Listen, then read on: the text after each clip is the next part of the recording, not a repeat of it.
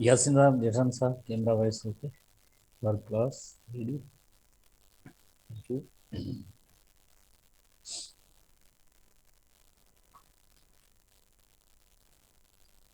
Good morning students. जैसे कि आपको पता है कि हम एंडोक्राइन सिस्टम पढ़ रहे हैं।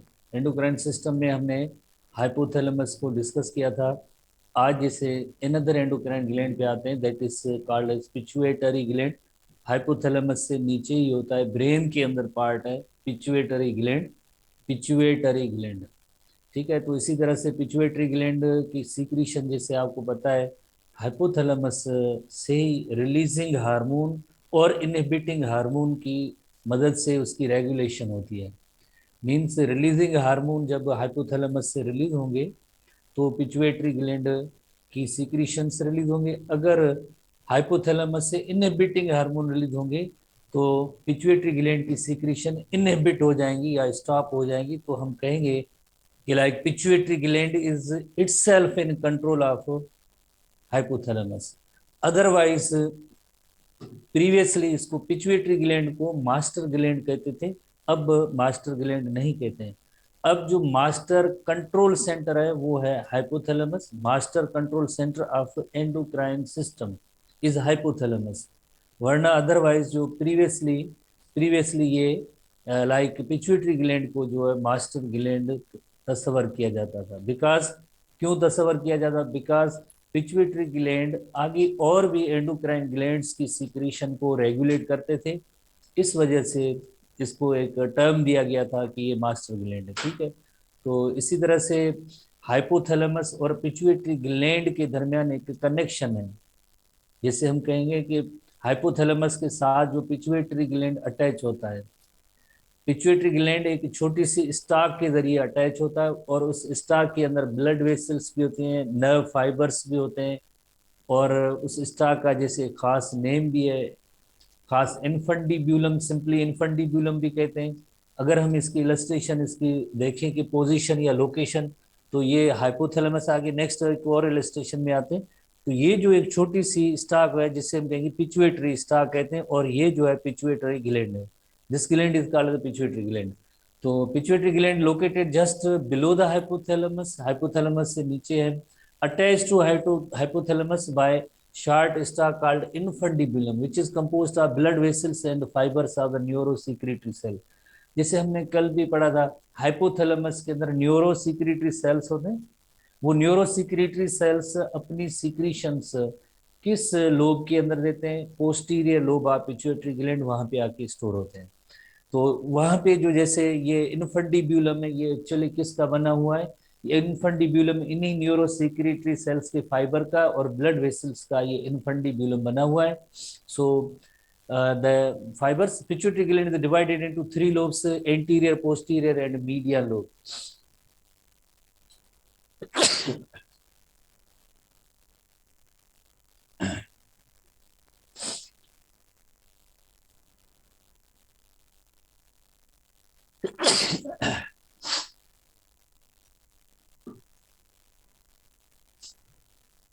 अच्छा, ये पिट्यूटरी स्टाक की एक जनरल डेफिनेशन, जो ग्रीन कलर जो आपको नजर आ रहा है, ये हमारे किसी सिलेबस में नहीं है।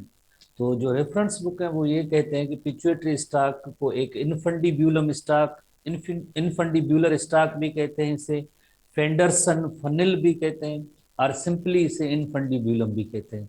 जो ना तो आपकी टेस्ट वगैरह में भी सवाल आएंगे, मैं आपको थोड़ी सी ये जो नॉलेज है इसके बारे में वो बता रहा हूँ।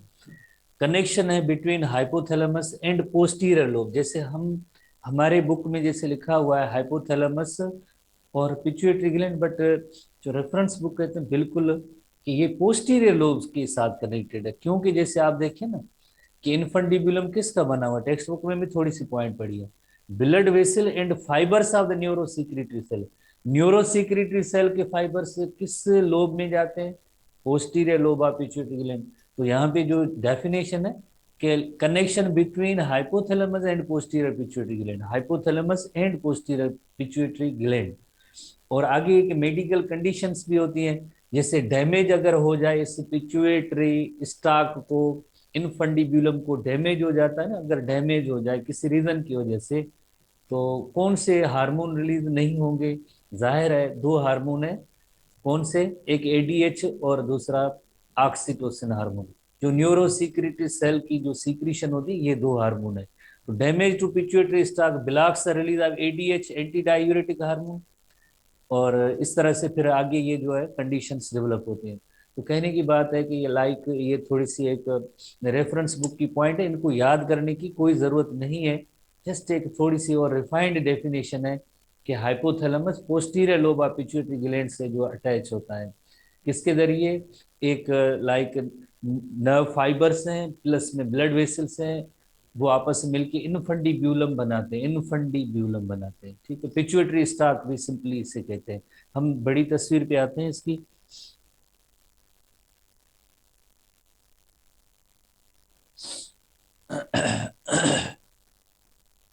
जैसे देखें ये पिट्यूटरी स्टाक है। पिट्यूटरी स्टाक अब देखें येलो पोर्शन है, ये जो हाइपोथैलेमस का पोर्शन है, यही हाइपोथैलेमस का पोर्शन इस posterior lobe of pituitary gland से आके कनेक्ट होता है, तो इसे हम कहते हैं पिट्यूटरी स्टाक कहते हैं। This is called the pituitary stock, इसे हम कहते हैं, सिर्फ इससे कहते हैं कि पिट्यूटरी स्टाक है। इसी तरह से ये पोस्टीरियर लोब है, posterior lobe of the pituitary gland है, पोस्टीरियर लोब। और इसी तरह से ये आगे जो एंटीरियर लोब है, anterior lobe of pituitary gland है। जैसे हमने थोड़ी देर पहले पढ़ा कि पिट्यूटरी ग्लैंड की कितनी लोब्स होती हैं या डिविजन्स होती हैं, 3 लोब्स हैं। एक जैसे ये एंटीरियर लोब है, ये एंटीरियर लोब है, ये posterior lobe. Anterior lobe of pituitary gland, ये पोस्टीरियर लोब है, और उसके बीच में एक थोड़ा सा रीजन है जिसे कहते हैं पार्स इंटरमीडिया। जैसे थोड़े बायोलॉजिकल टर्म है, पार्स इंटरमीडिया।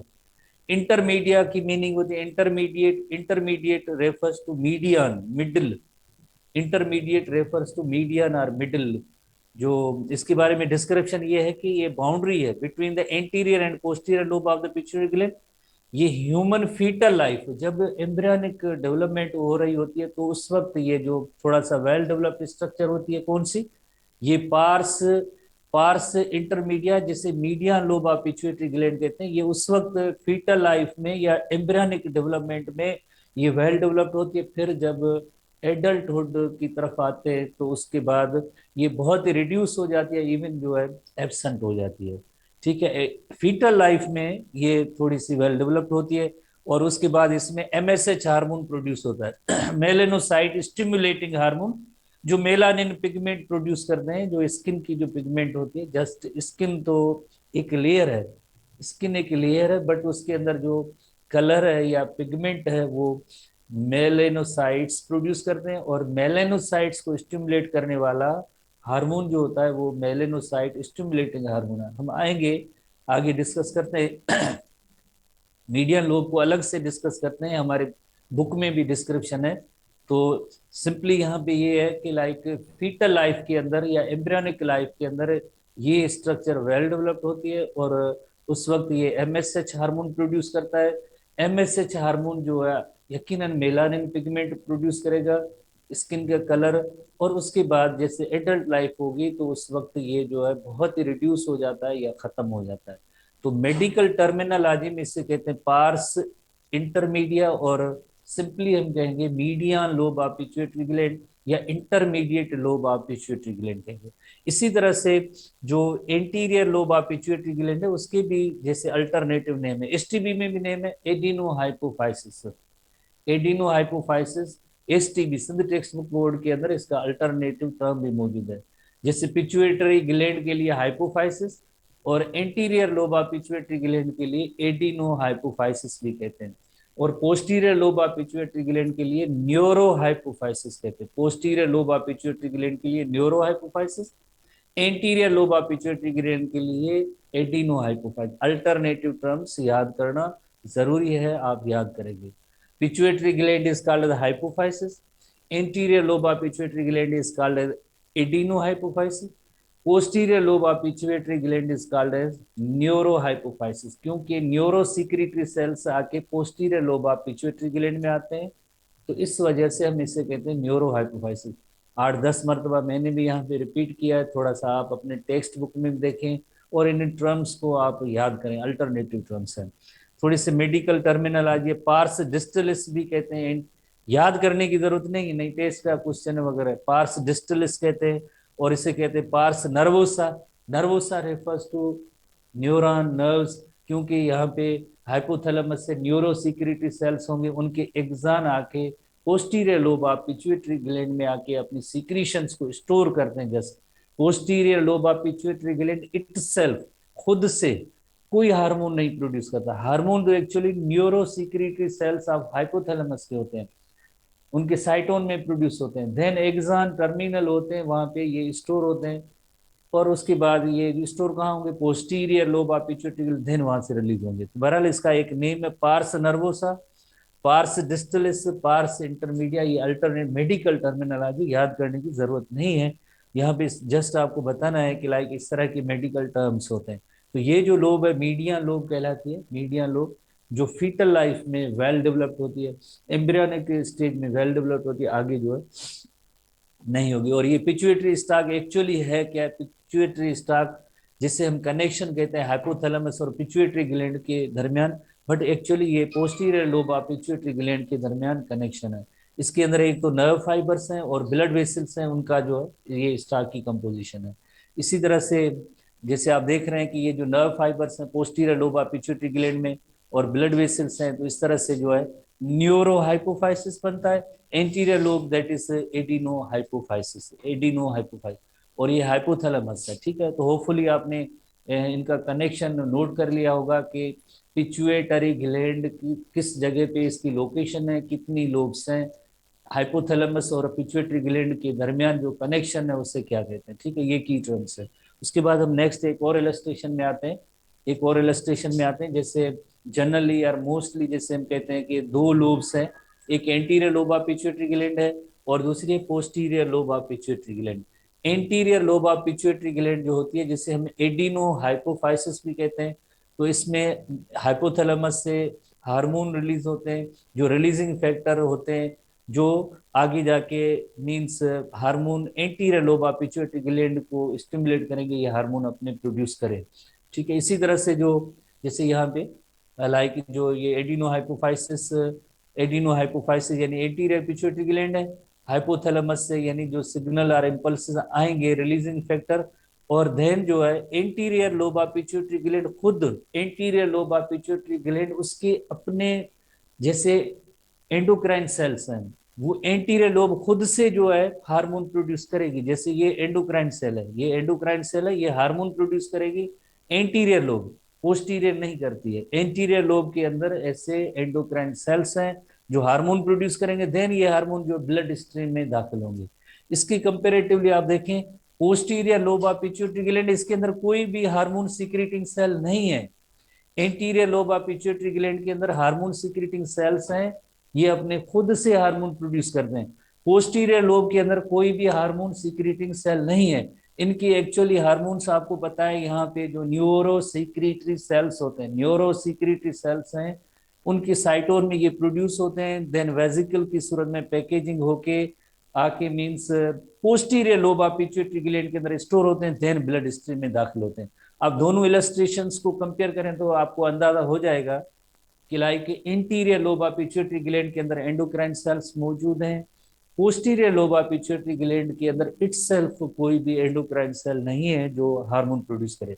तो posterior lobe of pituitary gland के जो हार्मोन्स कौन सीक्रेट करता है, हाइपोथैलेमस करता है, न्यूरो सीक्रेटरी सेल करता है, वो उनकी सीक्रेशन आके posterior lobe of pituitary gland के अंदर स्टोर होगी, देन ये ब्लड स्ट्रीम के अंदर डायरेक्टली इंटर होगी। इसी तरह से आप देखें जो हाइपोथैलेमस से रिलीजिंग फैक्टर या इनहिबिटिंग फैक्टर जो भी होते हैं ये रिलीज करेंगे, तो आगे जैसे आपको पता है anterior lobe of pituitary gland है, इसके अपने एंडोक्राइन सेल्स हैं, ये हार्मोन प्रोड्यूस करेंगे और हार्मोन देन जो ब्लड स्ट्रीम में दाखिल होंगे।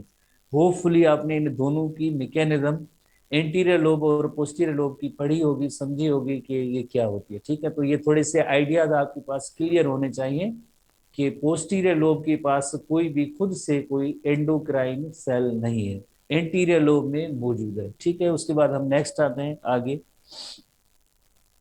जैसे हम देखेंगे anterior lobe of pituitary gland में कौन से हार्मोन है और posterior lobe of pituitary gland में कौन से हार्मोन है। जैसे anterior lobe of the pituitary gland है, उसमें जो हार्मोन प्रोड्यूस होंगे 6 हार्मोन है। जैसे थायराइड स्टिमुलेटिंग हार्मोन होगा, एंटीरियर लोब का, वो थायराइड को स्टिमुलेट करेगा। एसीटीएच एड्रीनो कार्टिकोट्रोपिक हार्मोन होगा, वो एड्रीनल कार्टेक्स को स्टिमुलेट करेंगे। एड्रीनल कार्टेक्स खुद से एक एंडोक्राइन ग्लैंड है, थायराइड ग्लैंड खुद से एक एंडोक्राइन ग्लैंड है। इसी तरह से फॉलिकल स्टिमुलेटिंग हार्मोन, जिसे शॉर्ट फॉर्म में एफएसएच कहते हैं, जिनका इफेक्ट होता है गोनेड्स पे, मेल के अंदर टेस्टिस पे होता है और फीमेल के अंदर ओवरीज पे इफेक्ट होता है। एफएसएच और LH, LH is the luteinizing hormone, इनका भी इफेक्ट जो है गोनेड्स पे होता है, टेस्टिस एंड ओवरीज पे होता है। टेस्टिस एंड ओवरीज खुद से एक एंडोक्राइन ग्लैंड है। तो यानी एफएसएच और एलएच इनकी जो सीक्रेशन तो ये पिट्यूटरी ग्लैंड की है, एंटीरियर लोबा पिट्यूटरी ग्लैंड है। ये एंटीरियर लोबा पिट्यूटरी ग्लैंड से टीएसएच भी रिलीज होगा, एससीटीएच भी रिलीज होगा, एफएसएच एंड एलएच भी रिलीज होगा, जिनका इफेक्ट या टारगेट आगे क्या है, इनका टारगेट है ये गोनेड्स हैं। ये सारे टारगेट आर्गन है, ये सारे टारगेट सेल है, ये हार्मोन है पिट्यूटरी ग्लैंड का, एंटीरियर लोब पिट्यूटरी ग्लैंड का, और ये इनके जो है टारगेट होते हैं। जैसे मैंने आपको पहले दिन बताया था, यहाँ पे जो एक चार्ट था जिसके बारे में स्टूडेंट पूछ रहे ये क्या है, वो मीन्स बताया गया था कि हर हार्मोन का एक टारगेट सेल होता है, एक टारगेट आर्गन होता है, उस पे उसका एक्शन होता है। बाकी बॉडी के अंदर किसी भी दूसरे पार्ट पे कोई हार्मोन कोई भी इफेक्ट नहीं दिखाता है। तो यानी टीएसएच होगा वो थायराइड को स्टिमुलेट करेगा, एसीटीएच होगा एड्रीनल कार्टेक्स को स्टिमुलेट करेगा, खुद से ये एंडोक्राइन ग्लैंड है। एफएसएच एंड एलएच जो है ओवरीज जो टेस्टिस को इफेक्ट करेंगे, ये खुद से एंडोक्राइन ग्लैंड्स हैं। ग्रोथ हार्मोन जो है इंटायर बॉडी पे इफेक्ट है, इंटायर बॉडी पे इफेक्ट है, खास तौर पे बोन्स एंड मसल्स की ग्रोथ होती है, ओवरऑल जैसे हम कहते हैं बॉडी की ग्रोथ होती है। जैसे young one at the time of birth जो है उसकी साइज जैसे स्मॉल होती है, वो मैच्योर और एडल्ट साइज तक पहुंचता है, तो बिकॉज ऑफ ग्रोथ हार्मोन की वजह से है। ठीक है, इंटायर बॉडी, इसमें ये एंडोक्राइन सिस्टम नहीं है, ये एंडोक्राइन ग्लैंड नहीं है। ग्रोथ हार्मोन का आगे जो इफेक्ट किसी एंडोक्राइन ग्लैंड पे नहीं हो रहा है। प्रोलैक्टिन हार्मोन जो है, प्रोलैक्टिन हार्मोन मेमोरी ग्लैंड्स पे स्टिमुलेट करेगा मिल्क प्रोडक्शन की वजह से। और प्रोलैक्टिन को एक वीक रोल है, एक स्ट्रांग रोल नहीं है गोनेडोट्रोपिन हार्मोन के तौर पे, वीक रोल है, थोड़ा आगे हम डिस्कस करेंगे। तो पिट्यूटरी ग्लैंड के कौन कितने, एंटीरियर लोबा पिट्यूटरी ग्लैंड के कौन से हार्मोन है, कितने हार्मोन है, उनका टारगेट क्या है, ये सिंपल एक इलस्ट्रेशन है, डिटेल आ रही है आगे, डिटेल आगे आ रही है। तो यानी कितने हार्मोन होंगे, ये 6 हार्मोन्स हैं। कौन से 6 हार्मोन, जैसे number 1, number 2, number 3, number 4, number 5 और ये नंबर 6। आप देख रहे हैं कि ये एंडोर्फिन्स हैं, ये न्यूरोट्रांसमीटर के तौर पे भी काम करते हैं, जो anterior lobe of pituitary gland से भी रिलीज होते हैं। Pain receptor in the brain के तौर पे ये एंडोर्फिन काम करेंगे, जो हम यहाँ पे एंडोक्राइन सिस्टम में इसका कोई भी रोल या फंक्शन नहीं पड़ेंगे, क्योंकि हमने इसको न्यूरोट्रांसमीटर के हवाले से हमने देख लिया है, पढ़ लिया है। एंडोर्फिन्स नेचुरल पेन किलर से आपको पता है कि वो हम इसके लिए कहते हैं, तो इसको जो है यहाँ पे डिस्कस करने की कोई जरूरत नहीं है।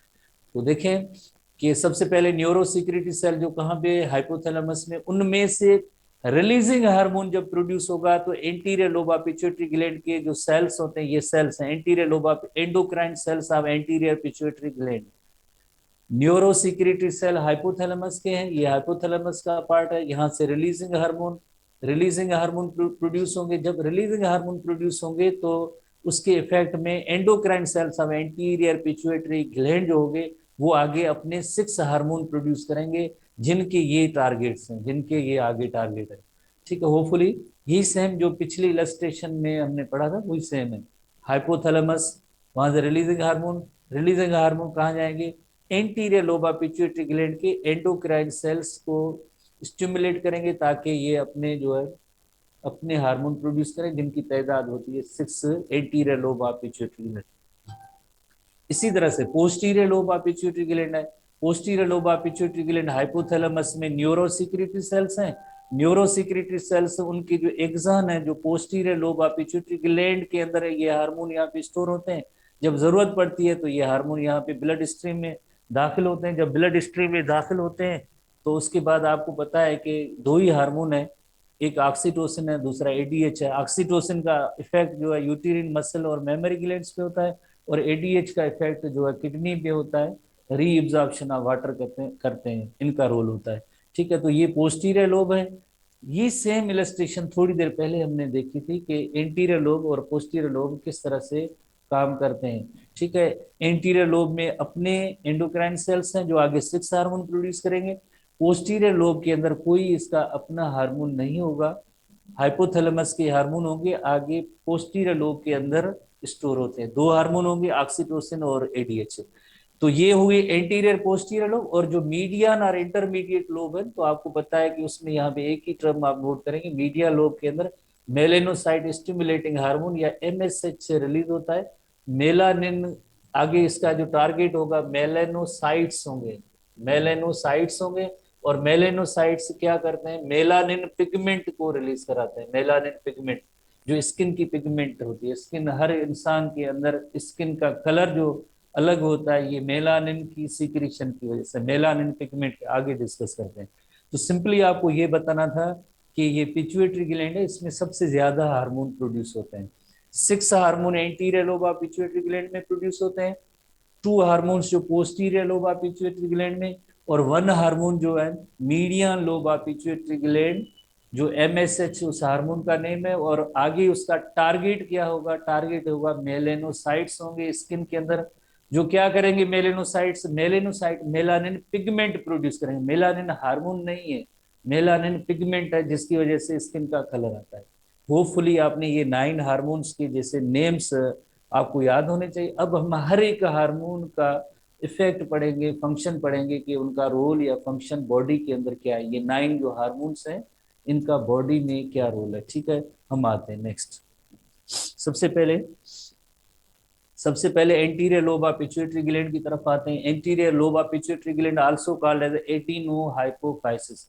Anterior lobe pituitary gland is also called as adenohypophysis. इसका अल्टरनेटिव टर्म भी है adenohypophysis is considered as previously as the master gland. देखें ना, ये प्रीवियसली इसको मास्टर ग्लैंड तस्वर किया जाता था। अब हम कहेंगे यस या नो, यासिन साहब, पिट्यूटरी ग्लैंड को अब हम मास्टर ग्लैंड कहेंगे या नहीं कहेंगे? Yes no? नो क्यों? उसका रीजन बताएं, कौन सा है जो एंडोक्राइन ग्लैंड है जो पिट्यूटरी ग्लैंड की सीक्रेशन को रेगुलेट है, उस ग्लैंड का नेम बताएं।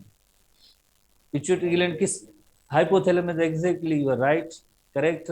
आरएच और आईएच की जो सीक्रेशन होती है। बहरहाल one of the endocrine system because it secretes numerous hormone. Numerous means many, कितने हार्मोन प्रोड्यूस करते हैं, which regulate the activity of other endocrine glands.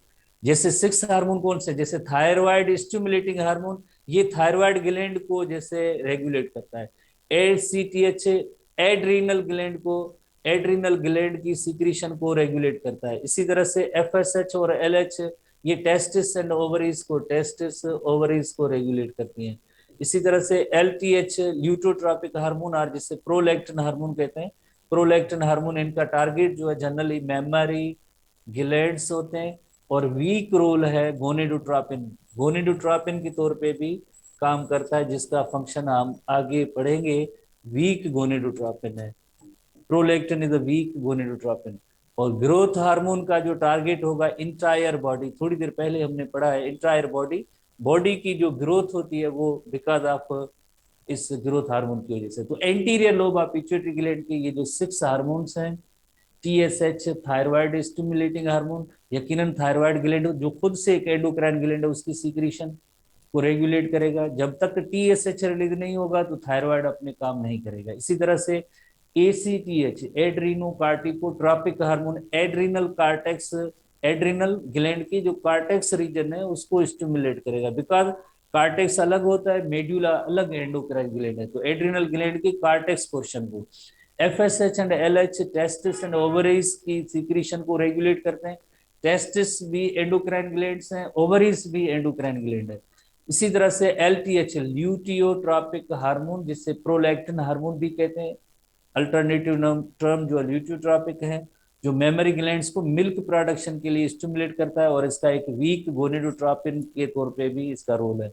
और जीएच होगा इंटायर बॉडी की ग्रोथ पे होता है।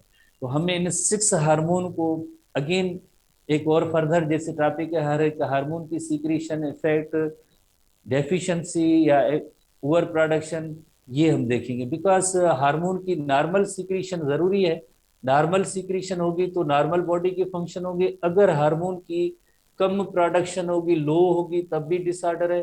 अगर हार्मोन जो है नॉर्मल लेवल से हाई प्रोडक्शन होगी, ज्यादा होगी, तब भी जो है जिस तरह से डिसऑर्डर होगी। लो प्रोडक्शन होती है हार्मोन की, उसे हम कहेंगे अंडर प्रोडक्शन कहते हैं, तो उसे हम कहेंगे अंडर प्रोडक्शन कहते हैं, या अंडर सीक्रीशन कहते हैं, अंडर सीक्रीशन भी कहते हैं, अंडर सीक्रीशन कहते हैं। और इसी तरह से इसके लिए एक और भी टर्म यूज होता है, हाइपो सीक्रीशन भी, हाइपो सीक्रीशन भी कहते हैं। ठीक है, अगर हाइपो लफ्ज की मीनिंग होती है लो और बिलो, यानी नॉर्मल लेवल से अगर कम हार्मोन रिलीज होगा तब भी डिसऑर्डर, नॉर्मल लेवल से अगर ज्यादा कंसंट्रेशन में हार्मोन रिलीज होगा तब भी डिसऑर्डर होगा। तो ये सारे, इसको आप अल्टरनेटिव ले जाए, अंडर प्रोडक्शन को ओवर प्रोडक्शन में ले जाए। और इसी तरह से वहां पे जैसे आप देखें अंडर सीक्रीशन है तो ओवर सीक्रीशन भी हम इसके लिए टर्म दे सकते हैं, ओवर सीक्रीशन। और वहां पे जैसे हाइपो सीक्रीशन है तो हाइपर सीक्रीशन। तो ये दोनों कंडीशन, हाइपर सीक्रीशन या हाइपो सीक्रीशन हो, हाई कंसंट्रेशन हो तो उसमें भी एबनॉर्मलिटी होती है हार्मोन के हवाले से। अगर लो सीक्रीशन में कोई भी हार्मोन रिलीज होता है तब भी एबनॉर्मलिटी या डिसऑर्डर का सबब बनता है। तो हार्मोन की एक लेवल जो है नॉर्मल रेंज की होनी चाहिए। तो ये हार्मोन की लेवल कौन मॉनिटर करता है, यासिन सर? हार्मोन की लेवल कौन मॉनिटर करता है कि इसकी लेवल कम है या ज्यादा है? कौन मॉनिटर करता है, कौन देखता है? Hypothalamus, exactly. आप तो बहुत इंटेलिजेंट स्टूडेंट की तरह जो जवाब दे रहे हैं, जवाब ही स्टूडेंट ही दे रहे हैं, तो थैंक यू यासिन साहब, आपने अच्छा जो है टॉपिक को पढ़ा है। तो ये 6 hormone anterior lobe of pituitary gland के हैं। तो अब हम सबसे पहले हार्मोन, ग्रोथ हार्मोन की तरफ आते हैं। Growth hormone number 1 hormone, growth hormone को सोमेटोट्रोपिन हार्मोन भी कहते हैं। जैसे देखें ऐसे काफी सारे, जैसे शॉर्ट फॉर्म है ये आपको याद होने चाहिए। Growth hormone GH, growth hormone, somatotropin hormone, somatotropin hormone, somatotropin hormone, STH, also called as STH, growth hormone is also called as STH और GH, या कभी कभार HGH भी होता है, HGH, human growth hormone, human growth hormone HGH, या somatotropin hormone STH, ये short form है, इसकी अल्टरनेटिव इसका टर्म है, नेम है, तो आप याद करेंगे। Release under the influence of hypothalamic growth hormone releasing factor. आप स्टूडेंट्स को याद है ये हार्मोन जो है हाइपोथैलेमस से रिलीज हुआ था, हाइपोथैलेमस से, हाइपोथैलेमस से जब तक मींस कौन सा हार्मोन, जब तक GHRH रिलीज नहीं होता है तो मींस ये एंटीरियर लोब ऑफ पिट्यूटरी से ये रिलीज नहीं होगा। जब ये रिलीजिंग हार्मोन जो है, ये रिलीजिंग हार्मोन होता है, releasing hormone GHRF, growth hormone releasing factor, growth hormone releasing factor कहाँ से, हाइपोथैलेमस से रिलीज होगा। फिर उसका इफेक्ट किस पे होगा, anterior lobe of pituitary gland पे होगा। फिर anterior lobe of pituitary gland क्या करेगा, anterior lobe of pituitary gland growth hormone release कराए, अदरवाइज ग्रोथ हार्मोन रिलीज से नहीं होगा, अदरवाइज ग्रोथ हार्मोन रिलीज नहीं होगा। तो यानी इसकी जो सीक्रीशन है, रिलीजिंग हार्मोन है, GHRF भी कहते हैं, GHRH भी कहते हैं, ग्रोथ हार्मोन रिलीजिंग फैक्टर। और इसकी सीक्रीशन को इनहिबिट कौन करता है, वो भी हाइपोथैलेमस, जब जरूरत नहीं होती है बॉडी में या उसकी कंसंट्रेशन जैसे ज्यादा हो रही है तो मीन्स उसको सिक्रीशन को, एक नॉर्मल मैकेनिज्म होती है उसमें ये हार्मोन की सिक्रीशन स्टॉप होगी, ये सोमेटोस्टेटिन की वजह से। सोमेटोस्टेटिन भी जैसे आपको पता है ये भी हाइपोथैलेमस से रिलीज होता है, जो इनहिबिटर है, इनहिबिटिंग हार्मोन, इनहिबिटिंग हार्मोन या जिसे हम इनहिबिटिंग फैक्टर भी कहते हैं। ग्रोथ हार्मोन इनहिबिटिंग फैक्टर है, ग्रोथ हार्मोन को ये इनहिबिट कराएगा। ठीक है, ये एनटीपी में पॉइंट मौजूद है। हाइपोथैलेमस में सोमेटोस्टेटिन निकलेगा हार्मोन, तब तो GH की production anterior lobe of pituitary gland से नहीं होगी। वेरी सिंपल सी पॉइंट्स हैं। तो ग्रोथ हार्मोन वर्ड से जाहिर है ग्रोथ एंड डेवलपमेंट पे इसका असर है। ग्रोथ एंड डेवलपमेंट और सेल डिवीजन, स्पेशली जैसे आपको पता है कि जब भी ग्रोथ होती है तो जाहिर है सेल्स की तादाद इंक्रीज होनी चाहिए, तो ये सेल डिवीजन को स्टिमुलेट करेंगे, सेल ग्रोथ को स्टिमुलेट करेंगे। मेन पर्पस जो ग्रोथ हार्मोन का यही होता है। इसी तरह से it also stimulates the uptake of amino acid in the cells and increased protein synthesis. जिसे देखें हर इंसान की एक बढ़ने की एक एज होती है, पर्टिकुलर एज होती है, तो उस एज तक उसका कद बड़ा होता है, उसके बाद जैसे उसका कद बड़ा नहीं होता है। हर फैमिली वाइज जो उनका एक नॉर्मल हाइट या उनका कद होता है उस हद तक उसका कद बढ़ेगा, उसके बाद कद नहीं बढ़ेगा। तो ग्रोथ हार्मोन तो बाद में भी थोड़ा बहुत, जब कद बड़ा हो जाए उसके बाद भी थोड़ी सिक्रीशन तो रिलीज होती रहेगी। बट उस वक्त क्या होगा, उस वक्त कोई कद नहीं बढ़ा होगा, उस वक्त फिर क्या होगा, ये फंक्शन होगा कि uptake of amino acid in the cells और increases the rate of protein synthesis. ये पीटीबी बुक में, पंजाब की टेक्स्ट बुक में ये पॉइंट मौजूद है कि जब भी इसकी सिक्रीशन जो है, जैसे एडल्ट्स होते हैं तो उस वक्त कद बढ़ने की जरूरत नहीं होती है। तो फिर क्या होता है, ग्रोथ हार्मोन का काम या फंक्शन ये होता है कि अपटेक ऑफ अमाइनो एसिड और प्रोटीन सिंथेसिस के लिए स्टिमुलेट करता है। पंजाब टेक्स्ट बुक बोर्ड के अंदर ये क्लियर पॉइंट मौजूद है।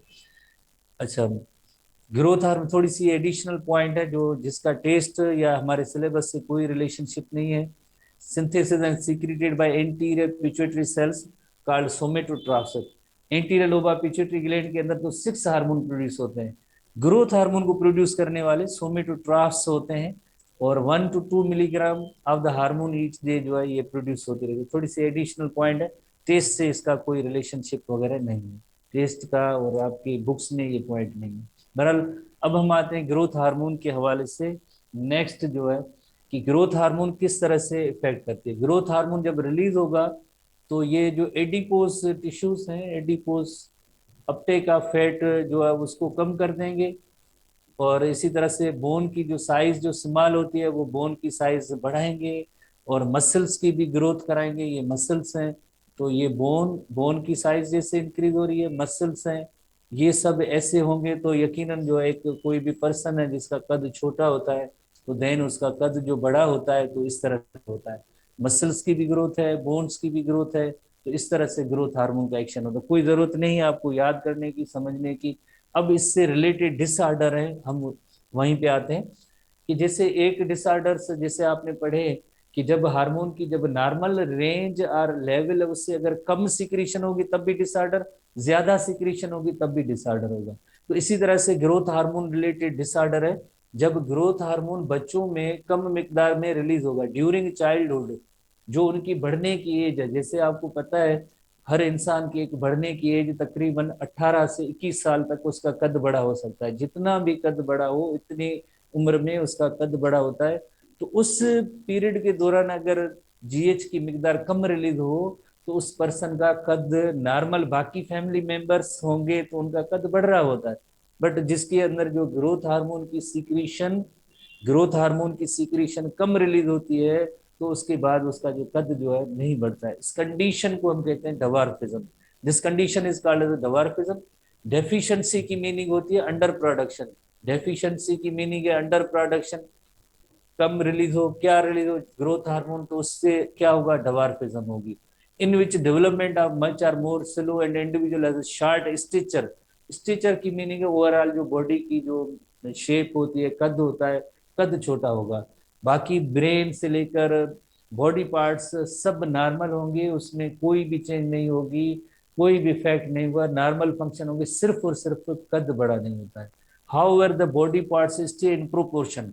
जैसे अगर हेड स्मॉल है तो ट्रंक भी स्मॉल होगा, आर्म्स भी स्मॉल होंगे, लेग्स भी स्मॉल होंगे, सब चीजें एक ही प्रोपोर्शन, एक ही सिमेट्री में, बस उनकी साइज स्मॉल होती है।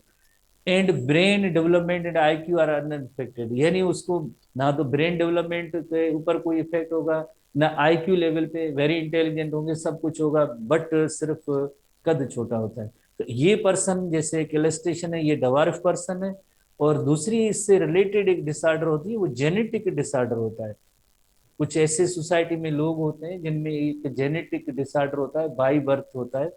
जैसे अगर ये डिसऑर्डर अर्ली स्टेज में आइडेंटिफाई हो जाए तो इसकी ट्रीटमेंट भी मौजूद है, सप्लीमेंट से इसका कद बड़ा कर सकते हैं। ये डिसऑर्डर होता है तो उसके अंदर हेड बिल्कुल इसकी साइज बढ़ेगी, ट्रंक की भी साइज बढ़ेगी, बट उसकी जो आर्म्स हैं वो छोटी होती हैं और लेग्स छोटे होते हैं। इस डिसऑर्डर को कहते हैं अकोंड्रोप्लेसिया कहते हैं, जो एक जेनेटिक डिसऑर्डर है जो बाई बर्थ होता है, और इसको करेक्ट नहीं किया जा सकता है। बाकी डवार्फिज्म को जो है करेक्ट किया जा सकता है ग्रोथ हार्मोन की सप्लीमेंट की मदद से। इसके हर बॉडी पार्ट, हेड भी स्मॉल है, ट्रंक भी स्मॉल है, आर्म्स भी स्मॉल है, लेग्स भी स्मॉल है, नॉर्मल पर्सन है। बट अकोंड्रोप्लेसिया होगा तो उसका जो हेड जो है जैसे ग्रो करेगा, नॉर्मल पर्सन का जितना हेड बढ़ता है वो बढ़ेगा। इसका ट्रंक भी जैसे नॉर्मल पर्सन का जो कद बड़ा होता है तो वो बढ़ेगा। सिर्फ और सिर्फ इसकी आर्म्स एंड लेग्स जो है ना ये छोटी होती है। This condition is called achondroplasia. कल हम जैसे एक जाइगेंटिज्म भी है उसको भी डिस्कस करेंगे। जाइगेंटिज्म है और आगे जितने में, कल संडे है, बायो की क्लास होगी, ठीक है संडे। सी वन। हाँ।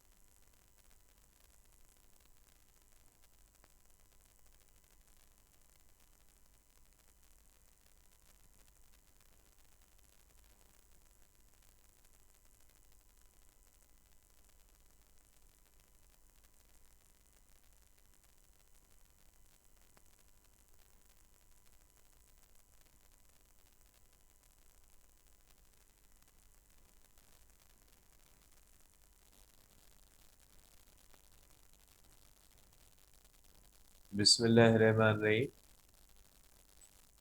कल बेटा हमने रेजिस्टेंस के बारे में और रेजिस्टिविटी के बारे में डिस्कस किया था कि रेजिस्टेंस क्या होती है और रेजिस्टिविटी क्या होती है।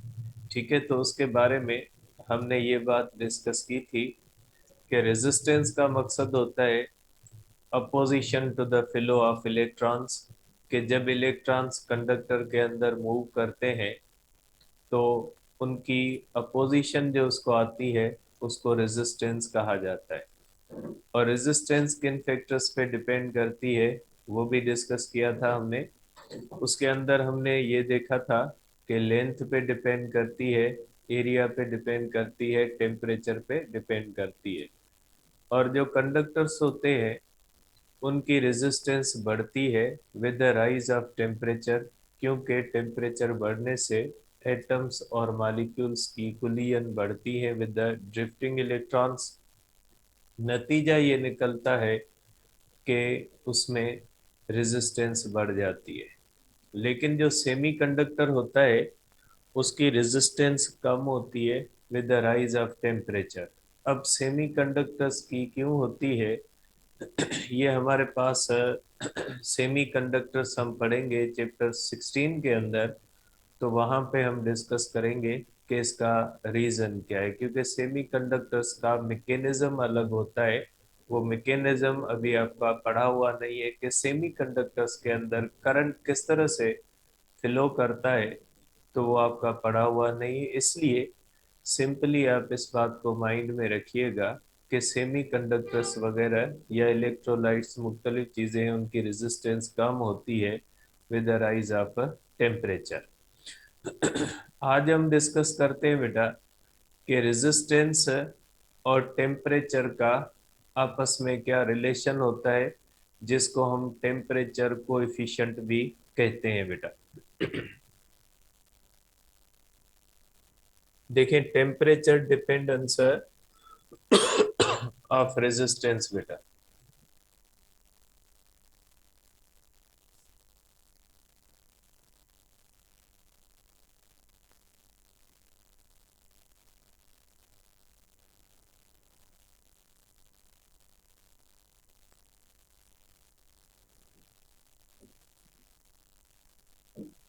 देखें बेटा, अगर हम देखते हैं तो किसी भी रेजिस्टर का अगर टेम्परेचर 0 डिग्री सेल्सियस है, तो 0 डिग्री सेल्सियस पे जो रेजिस्टेंस होती है उसका फार्मूला हमने कैलकुलेट कल किया है कि फॉर एग्जांपल अगर ये हमारे पास एक कंडक्टर है और उसका टेम्परेचर अगर T है is equal to 0 degree Celsius, तो इस वक्त रेजिस्टेंस होती है इसकी रेजिस्टेंस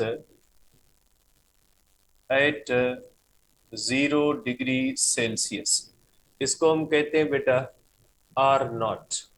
ठीक है, आर नॉट का मकसद है रेजिस्टेंस एट 0 डिग्री सेल्सियस। ठीक है, अब इसका फार्मूला भी हमने किया है कि इसका फार्मूला होता है is equal to rho L upon A, ये 0 डिग्री का फार्मूला है। और resistance at any other temperature, किसी भी और टेम्परेचर पे रेजिस्टेंस, इसको कहा जाता है आर टी। ठीक है, आर टी का फार्मूला भी आज करेंगे कि अगर टेम्परेचर 0 डिग्री सेल्सियस ना हो, कोई और हो, तो हम उसको कैसे सॉल्व करेंगे बेटा। देखिए बेटा, अगर हम देखेंगे कि रेजिस्टेंस का रीजन हमने डिस्कस कर लिया है कि कोई भी जो कंडक्टर होता है उस कंडक्टर के अंदर जो रेजिस्टेंस होती है उसका रीजन होता है एटम्स या मॉलिक्यूल्स की कोलिजन विद द इलेक्ट्रॉन्स।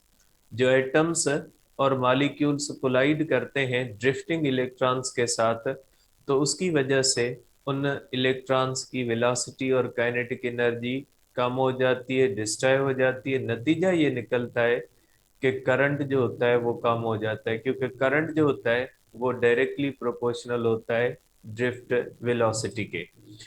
तो देखें बेटा, अगर हम देखेंगे तो आपने देखा है कि resistance of conductor, resistance of conductor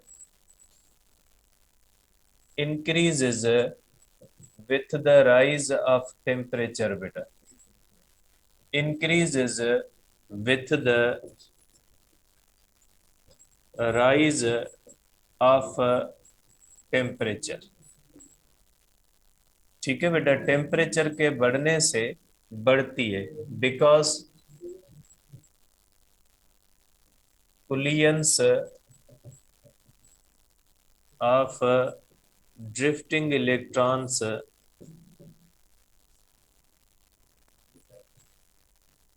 with atoms of conductor increases। ठीक है, hence velocity drift decreases and current decreases। ठीक है, करंट क्या होता है, डिक्रीज हो जाता है। अब कुलियन क्यों बढ़ती है, क्योंकि टेम्परेचर के बढ़ने से मॉलिक्यूल्स की एटम्स की वाइब्रेशंस बढ़ती है। आपको पता है टेम्परेचर होता ही मॉलिक्यूलर वाइब्रेशन की वजह से। तो ये जो अगर चेंज ऑफ रेजिस्टेंस देखेंगे, delta R is directly proportional to R nought है। इस पॉइंट का मतलब क्या है बेटा, इस पॉइंट का मकसद है कि जिस कंडक्टर की 0 डिग्री पे रेजिस्टेंस ज्यादा होगी, जैसे फॉर एग्जांपल हम कॉपर का और आयरन का एग्जांपल लेते हैं। 0 डिग्री पे आयरन की ज्यादा होती है, कॉपर की क्या हो जाती है, कम होती है, क्योंकि कॉपर गुड कंडक्टर है। तो हर टेम्परेचर पे कॉपर की कम होती है और आयरन की ज्यादा होती है, इसलिए आयरन की 0 डिग्री पे भी ज्यादा होगी और कॉपर की 0 डिग्री पे कम होगी। तो जब हम दोनों का इक्वल टेम्परेचर बढ़ाएंगे तो दोनों में इक्वल रेजिस्टेंस चेंज नहीं होगी। अगर कॉपर की 0 पे कम है तो टेम्परेचर बढ़ाने से उसमें चेंज भी कम आएगी। अगर आयरन की 0 डिग्री पे ज्यादा है तो उसके अंदर टेम्परेचर बढ़ाने से चेंज भी ज्यादा आएगी। तो आप कह सकते हैं कि जिस कंडक्टर की 0 डिग्री पे रेजिस्टेंस ज्यादा होगी उसके अंदर चेंज भी ज्यादा आएगी। ठीक है। जिस कंडक्टर की 0 डिग्री पे कम होगी रेजिस्टेंस उसके अंदर चेंज भी कम आएगी। ठीक है। जैसे लेंथ एक्सपेंशन के अंदर हमने पढ़ा था कि जिस चीज की लेंथ कम है उसको गर्म करने से उसकी लेंथ कम बढ़ेगी, और जिसकी लेंथ पहले से ही ज्यादा है उसको गर्म करने से उसकी लेंथ ज्यादा बढ़ेगी। तो यही किस्सा होता है यहाँ पे, कि यहाँ पे हम पैरामीटर लेते हैं 0 डिग्री सेल्सियस। अगर दो कंडक्टर्स हैं, जैसे मैंने आपको कहा कॉपर और आयरन, तो कॉपर और आयरन की हम देखेंगे कि 0 पे कितनी है। तो आपको पता है कि आयरन की 0 पे ज्यादा होगी। तो आयरन की अगर 0 पे ज्यादा होगी तो आयरन का टेम्परेचर बढ़ने से उसमें चेंज भी ज्यादा आएगी, और कॉपर का टेम्परेचर बढ़ने से उसमें चेंज भी कम आएगी क्योंकि उसकी 0 पे कम होती है। तो आप कह सकते हैं पहली पॉइंट इसकी ये होती है कि change in resistance is directly proportional होती है आर नॉट का मकसद है resistance at 0 degree Celsius. Delta R जो होती है डायरेक्टली प्रोपोर्शनल होती है डेल्टा टी के, टेम्परेचर चेंज के बेटा। सिंपल सी बात है कि टेम्परेचर जितना ज्यादा चेंज होगा उतनी मॉलिक्यूलर वाइब्रेशंस बढ़ेंगी, मॉलिक्यूलर वाइब्रेशंस बढ़ेंगी, कुलियन बढ़ेंगी और रेजिस्टेंस बढ़ेगी। तो आप कह सकते हैं कि ये चेंज इन रेजिस्टेंस प्रोपोर्शनल है आर नॉट डेल्टा टी के। ठीक है। या आप ये भी कह सकते हैं कि ये delta R is equal to alpha R not delta T बेटा, इस तरह से आप कर सकते हैं। यहाँ पे ये जो अल्फा होता है इसको हम कहते हैं टेम्परेचर कोएफिशिएंट, इसको हम कहते हैं टेम्परेचर कोएफिशिएंट बेटा, टेम्परेचर कोएफिशिएंट कहते हैं। और अगर अल्फा की वैल्यू निकालेंगे तो change in resistance upon R not delta T करेंगे। ठीक है। मीन्स इसको अगर डिफाइन करेंगे तो alpha is equal to change in resistance per unit resistance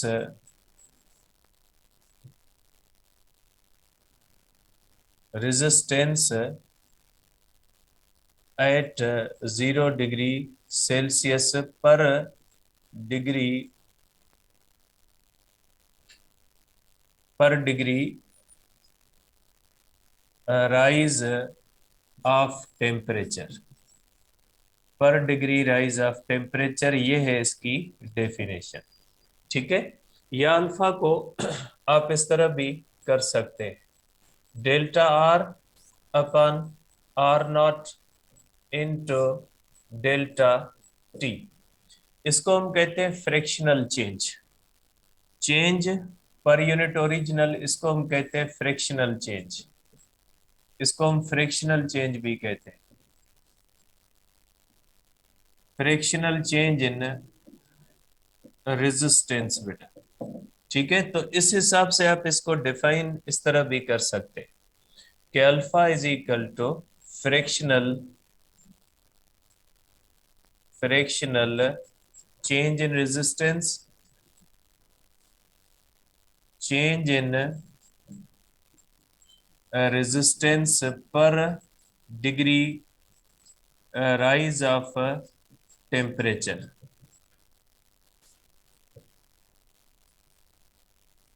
ठीक है। तो ये फ्रैक्शनल चेंज के सेंस में भी आ सकता है, और इसका यूनिट आप लिख सकते हैं, इसका अल्फा का यूनिट आप लिख सकते हैं कि ये हो जाएगा चेंज इन रेजिस्टेंस ओहम और ओम, क्योंकि आपको पता है रेजिस्टेंस का ओम होता है।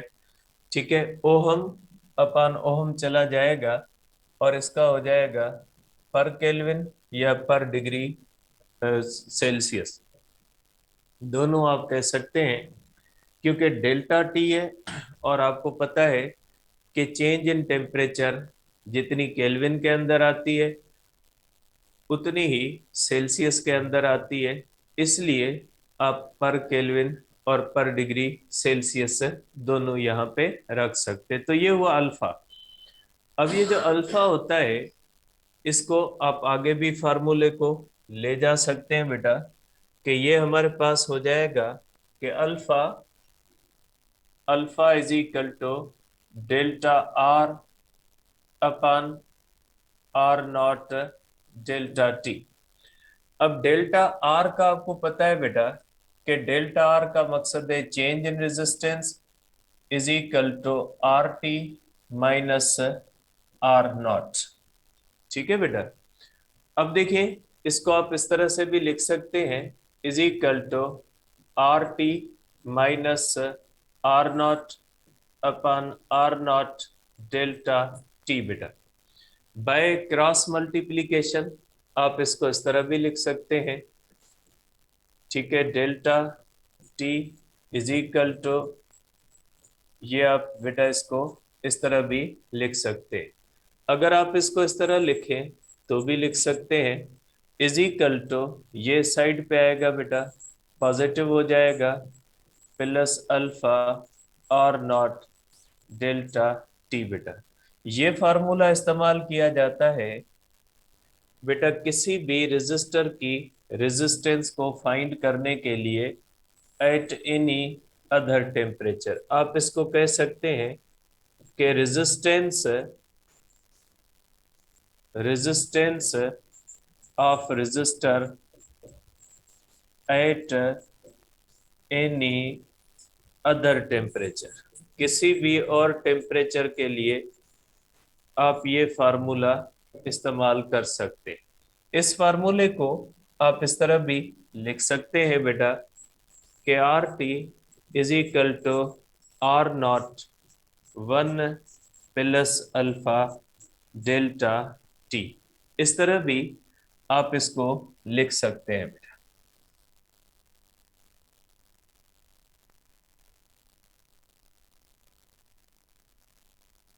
ठीक है, अब आप इसको इस तरह से लिख सकते हैं बेटा।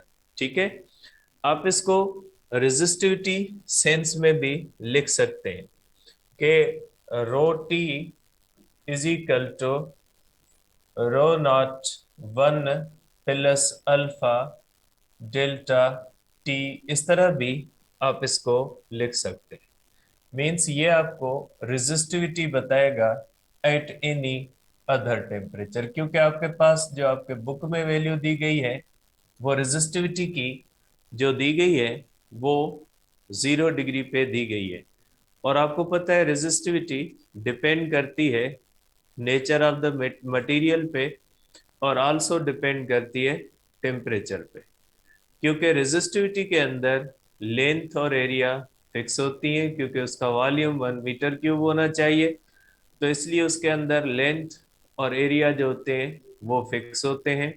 जबकि उसके अंदर जो वेरिएबल चीजें होती हैं रेजिस्टिविटी के अंदर वो होती है नेचर ऑफ मेटल मटेरियल, और टेम्परेचर जो होता है बेटा वो चेंज हो सकता है। तो ये resistivity eight any other temperature के लिए आप ये कर सकते हैं। रेजिस्टिविटी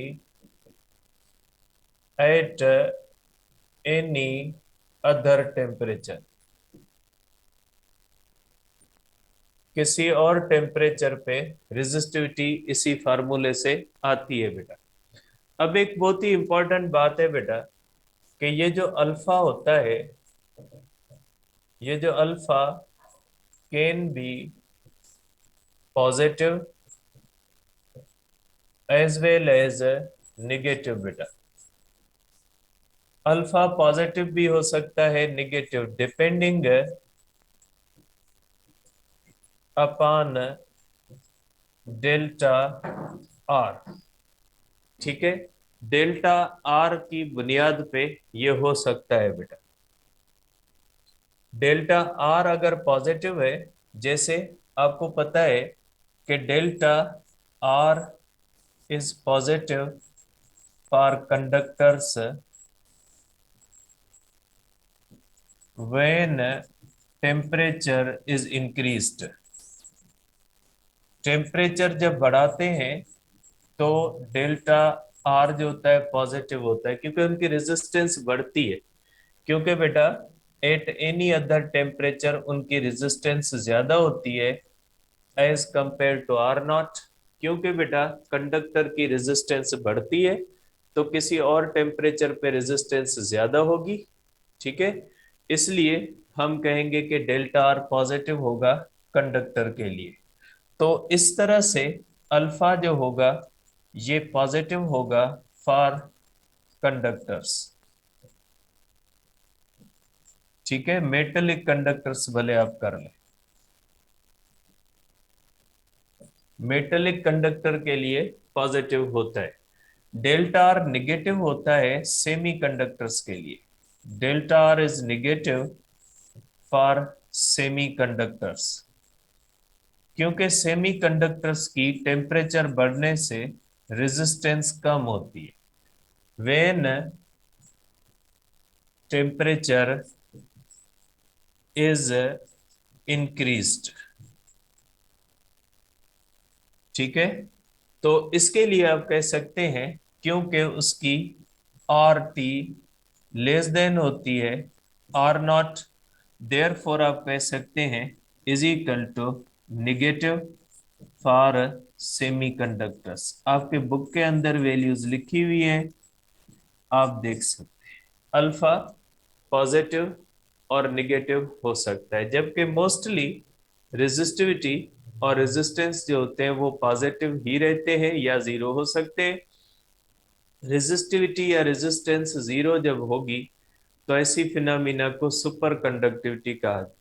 सुपर कंडक्टिविटी एक ऐसी फिनोमिना है जो लो टेम्परेचर्स पे ऑब्जर्व की जाती है कंडक्टर्स में, जिसमें कंडक्टर्स का टेम्परेचर कम होने से रेजिस्टेंस जीरो हो जाती है। तो हम कहते हैं कि अब कंडक्टर्स सुपर कंडक्टर्स बन गए। ठीक है, तो ये हो गया हमारे पास बेटा टेम्परेचर कोएफिशिएंट। अब इसके अंदर अगर इस तरह से क्वेश्चन आता है तो उसको सॉल्व करने का तरीका ये टेक्स्ट बुक्स के अंदर भी पढ़ा है कि टेम्परेचर या रेजिस्टेंस कर दे बेटा। Resistance of copper wire eight 0 degree Celsius is 100 ohm. What is resistance of same conductor at 500 degree Celsius बेटा। तो इसके लिए आप इस तरह से करोगे बेटा कि आपको पता है कि यहाँ पे दी गई है बेटा आर नॉट दी गई है बेटा। ठीक है, इज इक्वल टू कितनी है बेटा 100 ओहम में। ठीक है, और यहाँ पे डेल्टा टी बेटा, डेल्टा टी कौन सी हो जाएगी 500 ही होगी। बेटा आपको पता है कि चेंज ऑफ टेम्परेचर जितनी केल्विन में होती है उतनी सेल्सियस में होती है, क्योंकि डिग्री केल्विन की और सेल्सियस की इक्वल होती है। अल्फा आप चार्ट में से कॉपर का देख लोगे बेटा, चार्ट के अंदर लिखा हो या क्वेश्चन के अंदर दिया जाता है तो आप कर सकते हो R T is equal to R not 1 plus alpha delta T, ये यूज कर सकते हैं। आप इसको इस तरह भी कर सकते हैं बेटा, इस तरह भी होता है कि resistance of copper wire eight 100 degree Celsius is 100 ohm. What is resistance at 500 degree Celsius. ठीक है बेटा। तो इसके अंदर आप इस तरह से करोगे बेटा कि R1 आपको दी गई है बेटा। R1 कौन सी है? R1 है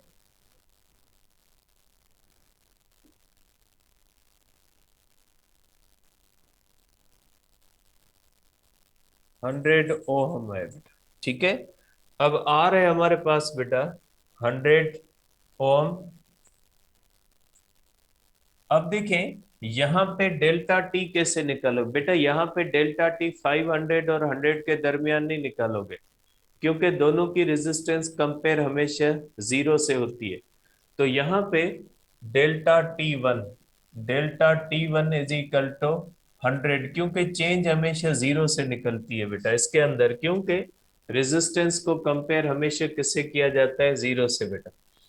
आपको R2 फाइंड करनी है, जबकि डेल्टा T2 जो है ये 500 डिग्री सेल्सियस है। आप ये करोगे बेटा R1/R2 is equal to R01 plus alpha delta T1 upon R01 plus alpha delta T2। Cancel बेटा by cross multiplication alpha delta T2 R2 1 plus alpha delta T1 बेटा। ठीक है। तो R2 हो जाएगा is equal to R1 1 plus alpha delta T2 upon 1 plus alpha delta T1। ये formula use करोगे data put करके, आपने इसको कैलकुलेट कर। ठीक है। तो आप इसको इस तरह से कर सकते हैं। ठीक है। तो ये इस तरह से जो क्वेश्चंस होते हैं आपकी एक्सरसाइजेस के अंदर भी दिए हुए हैं सब बुक्स के अंदर, तो इसको इस तरह से लीजिएगा बेटा। अब नेक्स्ट टॉपिक है हमारे पास बेटा कॉम्बिनेशन ऑफ रेजिस्टर्स बेटा।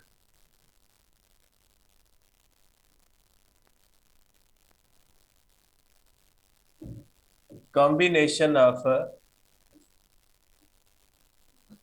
रेजिस्टर्स के रेजिस्टर्स को कैसे कंबाइन किया जाता है आपस में।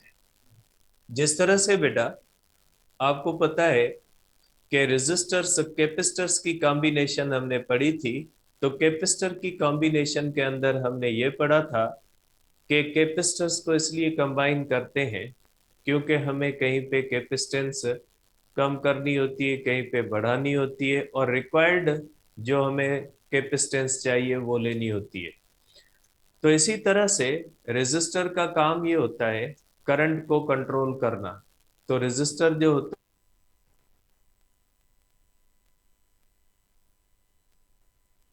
इसको करंट कम देना होता है,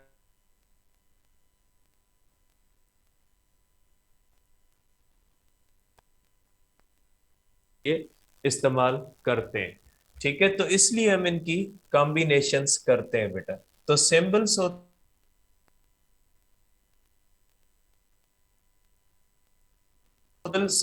ऑफ रेजिस्टेंस बेटा। बेटा ये होती है फिक्स रेजिस्टेंस। फिक्स रेजिस्टेंस का मकसद है जिसकी वैल्यू चेंज ना हो, उसकी बेटा ये होती है सिंबल। और दूसरी होती है बेटा वेरिएबल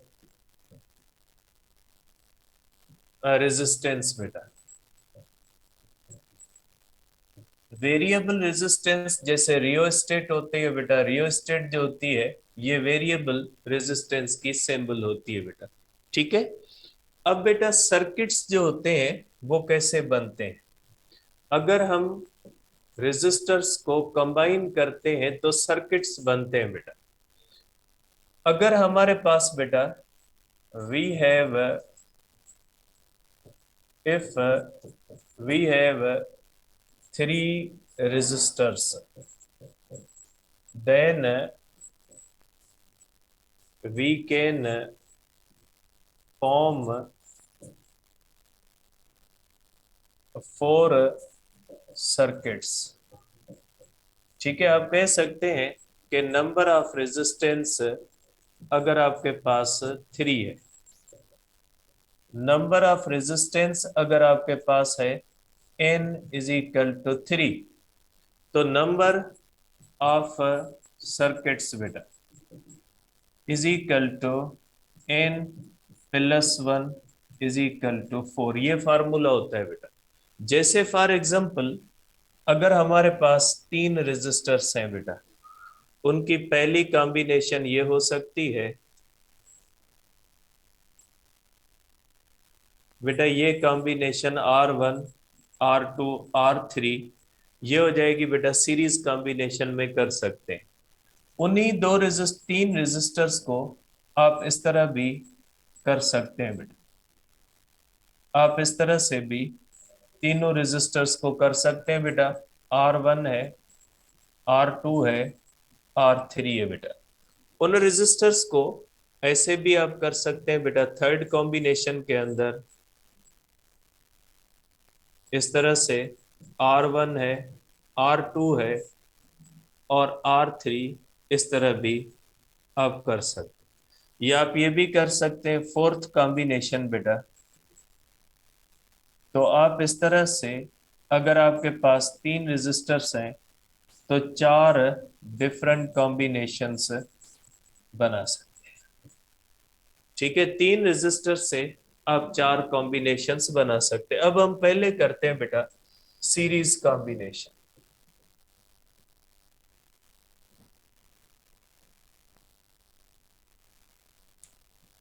बेटा सीरीज कॉम्बिनेशन का मकसद क्या होता है, अब हम देखते हैं कि सीरीज कॉम्बिनेशन ऑफ रेजिस्टर्स क्या होती है, या सीरीज कॉम्बिनेशन ऑफ रेजिस्टर कैसे की जाती है। तो बेटा इस कॉम्बिनेशन के अंदर हम क्या करते हैं, in this combination resistors resistors are combined end to end. End to end का मकसद होता है बेटा इस तरह से, ये जो कॉम्बिनेशन होती है बेटा कि इस तरह से रेजिस्टेंसेस जो होती है बेटा, इस तरह से अगर हम इनको इस तरह से कनेक्ट करें बेटा, इस तरह से, तो ऐसी कॉम्बिनेशन को हम क्या कहते हैं, सीरीज कॉम्बिनेशन कहते हैं बेटा। ये R1 होगी, R2 होगी, ये होगी R3 बेटा। अब अगर इसको बैटरी से कनेक्ट करते हैं बेटा, अगर हम बैटरी से इसको कनेक्ट करते हैं तो बैटरी से कनेक्ट करने के बाद बेटा यहां से करंट आता है बेटा, ये करंट आई आता है, इसको मेन करंट कहा जाता है बेटा। आई जो होता है इसको कहा जाता है main circuit current.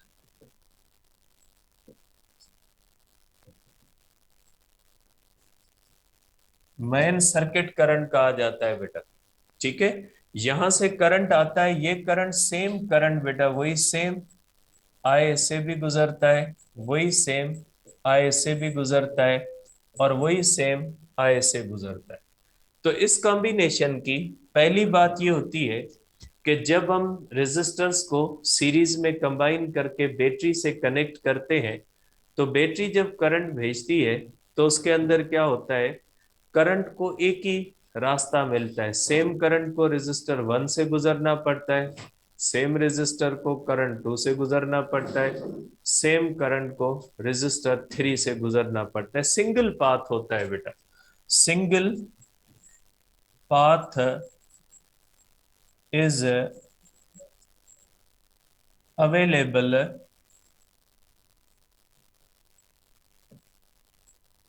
to current बेटा। same current passes through each resistor। बेटा सब रेजिस्टर में से जो होता है वो सेम करंट जो होता है वो गुजरता है। I1 is equal to I2 is equal to I3 is equal to I. जो मेन सर्किट करंट होता है सबके अंदर वो सेम होता है बेटा। अब देखिए बेटा, ये बोट बैटरी हमेशा देती है पोटेंशियल। बैटरी करंट को पोटेंशियल देके रवाना करती है। ये पोटेंशियल इन तीनों रेजिस्टर्स के अंदर खत्म होता है। कुछ पोटेंशियल रेजिस्टर 1 में खत्म होता है, कुछ रेजिस्टर 2 में खत्म होता है, कुछ रेजिस्टर 3 में खत्म होता है। तो आप कहोगे कि potential on each resistor is same, means V1 is equal to V2 is equal to V3। V के बराबर नहीं होगा, लेकिन ये टोटल सम होगा इसके बाद। If R1 is equal to R2 is equal to R3। अगर यहां से सपोज करें बैटरी का पोटेंशियल 12 वोल्ट है और ये रेजिस्टेंसेस इक्वल है, तो 4 वोल्ट खत्म यहाँ पे होगा, 4 यहाँ पे होगा, 4 यहाँ पे होगा। इसका मतलब ये ऐसा नहीं कि ये 12 है, 12 यहाँ पे, 12 यहाँ पे, 12 नहीं। इसका मतलब है अगर बैटरी ने 12 वोल्ट दिया है तो इन तीनों में इक्वल इक्वल खत्म होगा। अगर रेजिस्टेंसेस सेम है, ये भी 10 ओम, 10 ओम, 10 ओम, तो 4 वोल्ट इसमें, 4 वोल्ट इसमें, 4 वोल्ट इसमें खत्म होगा। ठीक है। अब potential is different if R1 is not equal to R2 is not equal to R3। अगर रेजिस्टेंसेस इक्वल नहीं है, ये 10 है, 20 है, 30 है, तो इसमें 2 होगा, इसमें 4 होगा, इसमें 6 होगा। डिफरेंट खत्म होगा अगर रेजिस्टेंसेस डिफरेंट है, क्योंकि रेजिस्टर को पोटेंशियल ईटर भी कहा जाता है, पोटेंशियल को खाने वाली चीज कहा जाता है। आप कह सकते हैं कि यहां से बैटरी जो पोटेंशियल देती है, ये करंट जब इस रेजिस्टर में जाता है तो रेजिस्टर क्या करता है, रेजिस्टर इस करंट को रोकता है, और बैटरी क्या करती है, इस रेजिस्टर से करंट को गुजारने की कोशिश करती है। नतीजा क्या निकलता है कि बैटरी जो करंट को पोटेंशियल देती है वो खत्म होता है, इस रेजिस्टर में खत्म होगा। इस मींस पोटेंशियल एक रिश्वत है जो बैटरी इस रेजिस्टर को भी देती है, इस रेजिस्टर को, ताकि ये करंट को गुजरने दे। इसलिए अगर ये आप समझे ये तीनों ऑफिसर हैं, अगर ये सेम रैंक के हैं, तीनों अगर सेम रैंक के हैं, तो ये 12 वोल्ट की रिश्वत तीनों में इक्वल तकसीम होगी। लेकिन अगर ये रेजिस्टर्स अनइक्वल है, ठीक है, एक पियोन है, एक क्लर्क है, एक ऑफिसर है, तो उसमें क्या हो जाएगा, पियोन को थोड़ी मिलेगी और उससे क्लर्क को थोड़ी ज्यादा मिलेगी, ऑफिसर को क्या होगी, उससे ज्यादा मिलेगी। ठीक है, तो आप इसको इस सेंस में देखिएगा। तो इस सेंस में आप ये कह सकते हैं कि टोटल पोटेंशियल जो होता है, ये टोटल पैसे 3 बंदों में तकसीम होंगे। V1 के अंदर होंगे, V2 को मिलेगी और V3 को ये पैसे मिलेंगे। तो V होता है I into R is equal to, current तो सब में इक्वल है, I R2 I R3। Current समझे पैसा देने वाला बंदा है, ये बैटरी से 12 वोल्ट पैसे लेता है, इसको भी वही देता है, इसको भी वही देता है, सेम बंदा रिश्वत देने वाला है, इसलिए करंट सबके अंदर क्या हो जाएगा, सेम। तो I into R is equal to R1 plus R2 plus R3 cancel हो गया, तो रेजिस्टेंस हो जाती है बेटा R1 plus R2 plus R3। क्योंकि रेजिस्टेंस आती ही करंट को है, इसका मकसद है सीरीज कॉम्बिनेशन के अंदर रेजिस्टेंस क्या हो जाती है बेटा, रेजिस्टेंस बढ़ जाती है। आप कहोगे इन this combination, in this combination resistance, resistance increases बेटा। ठीक है, रेजिस्टेंस इंक्रीज होती है बेटा। अब हमारे पास एक स्पेशल केस है। स्पेशल केस ये होता है बेटा, स्पेशल केस हमारे पास ये है कि फॉर एन इक्वल रेजिस्टर्स बेटा, एन इक्वल रेजिस्टर्स होते हैं बेटा, तो इक्विवेलेंट रेजिस्टेंस क्या हो जाएगी बेटा, एन इंटू आर। ठीक है, अगर आपके पास एन रेजिस्टर्स हैं, उनकी रेजिस्टेंस बेटा इक्वल है, अगर R1 is equal to R2, R3 is equal to R4, तो ये फार्मूला इस्तेमाल होगा बेटा। ठीक है, अब यहां से आप कह सकते हैं कि इन सीरीज कॉम्बिनेशन कंडक्टेंस आप कर लें बेटा। Conductance in series combination, resistance तो बढ़ती है बेटा, रेजिस्टेंस बढ़ती है तो कंडक्शन क्या होगी, कम होगी, क्योंकि बेटा आपको पता है कि रेजिस्टेंस की रेसिप्रोकल है कंडक्टेंस। तो आप इस तरह से कर सकते हैं बेटा कि resistance R1 plus R2 plus R3, अगर एन रेजिस्टर्स है बेटा तो R एन हो जाएगा। तो आपको पता है ये होगी कंडक्टेंस, ये हो जाएगी कंडक्टेंस का फार्मूला बेटा। मींस कंडक्टेंस डिक्रीज होती है, जब रेजिस्टेंस बढ़ती है तो कंडक्टेंस क्या हो जाती है बेटा, कम हो जाती है। कंडक्टेंस कंडक्टेंस डिक्रीजेस बेटा, कंडक्टेंस डिक्रीज होती है। और इसका स्पेशल अगर केस हम करें, आप इस तरह से कर सकते हैं बेटा कि फॉर एन इक्वल रेजिस्टर्स बेटा, एन इक्वल रेजिस्टर बेटा, जैसे मैंने आपको पहले भी बताया, इस तरह से आपके पास एन इक्वल रेजिस्टर्स हो तो बेटा इक्विवेलेंट कंडक्टेंस हो जाएगी के अपॉन एन बेटा। इक्विवेलेंट कंडक्टेंस के लिए कि इक्विवेलेंट कंडक्टेंस जो होगी वो इस तरह से कम हो जाएगी। तो ये हो गई बेटा हमारे पास सीरीज कॉम्बिनेशन। इंशाल्लाह कल जो है वो करेंगे पैरेलल कॉम्बिनेशन, और आगे जो टॉपिक्स होते हैं उनको हम कल डिस्कस करेंगे।